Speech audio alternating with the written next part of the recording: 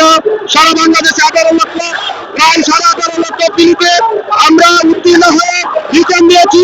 রিটেনেও আমরা প্রায় 4.5 লক্ষ পোলাপান রিটার্নে অংশগ্রহণ করে চূড়ান্তভাবে 83,000 আমরা উত্তীর্ণ হয়েছি।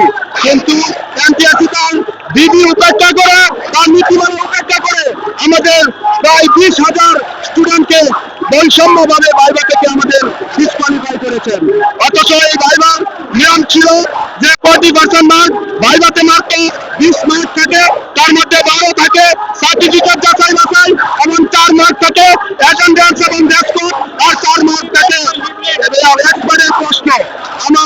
আপনার জাতির কাছে প্রশ্ন যে একটা স্টুডেন্টের 12 মার্কের মধ্যে 12 মার্ক থাকে এবং অ্যাটেন্ডেন্স থাকে, ডেস্ক ঠিক থাকে এবং ভাইভা বোর্ডেও সে যথেষ্ট পারফরমেন্স করে, তারপরেও কোন নীতিতে সে ফেল করে। বিগত এনটিআরসির সময়ে এরকম কোনো সময় হয়েছিল না। যারা সার্টিফিকেট ঠিক ছিল সবাইকেই ভাইভা পরীক্ষায় উত্তীর্ণ করেছে, কিন্তু এবার প্রহসনের ভাইভাই কোনো বলে 30 জনে 29 জন ফেল, আবার কোনো বলে 30 জনে 30 জন পাস। এরকম প্রহসনমূলক ভাইভা আমাদেরকে আমাদের জীবন থেকে, আমাদের স্বপ্নের শিক্ষক হওয়ার স্বপ্নকে কেড়ে নিতে চাই। আমরা কোনোভাবেই এই অন্যায্য, এই বৈষম্যের শিকার হতে পারি না। আমাদের দাবি একটাই, আমরা ইসনদের ভিত্তিতে, আপনারা সবাই জানবেন যে এনটিআরসি ইসনদ প্রদান করেছে, তাও রিটার্নের ভিত্তিতে। রিটার্নের ভিত্তিতে যদি ইসনদ করে থাকে তাহলে আমরা তো রিটার্নে পাস করেই ভাইভা দিয়েছিলাম। যাতে মেরিট লিস্টে ভাইভার নাম্বারই ঠিক হয় না, তাহলে সেই ভাইভা দিয়ে আমাদেরকে কেন বাদ করানো হলো?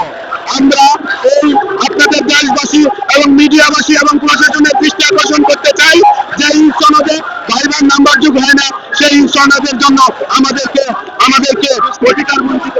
এই মুহূর্তে দেখতে পাচ্ছেন যে বাংলাদেশি আন্দোলনের শিক্ষকদের সাথে এই চাকরি প্রত্যাশীদের সাথে কিন্তু পুলিশ প্রশাসনের এই মুহূর্তে আন্দোলনটা হচ্ছে। আমরা দেখতে পাচ্ছি পুলিশ প্রশাসনের সাথে তাদের কথা কাটাকাটি হচ্ছে এবং রাস্তা অবরোধ করাতে জনগণের যে বিক্ষোভ এবং এই অবরোধটা কোথায় এসে কথা কেন? এই সরকার তো আমাদের সরকার, এই সরকার আমাদের সরকার, আমাদের স্বার্থে যে সরকার প্রধান বার্ষিক উপদেশ এখানে আমাদেরকে আশ্বস্ত করতে পারে না।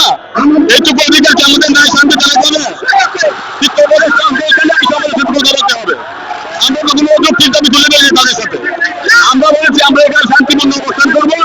যদি শিক্ষা উপদেশটা বলবে আমাদেরকে কোনো আশ্বস্ত করে আমরা মেনে নেব। শিক্ষা উপদেশটা কেন আসবে না, স্যার এবার তুলে কেন বলবে?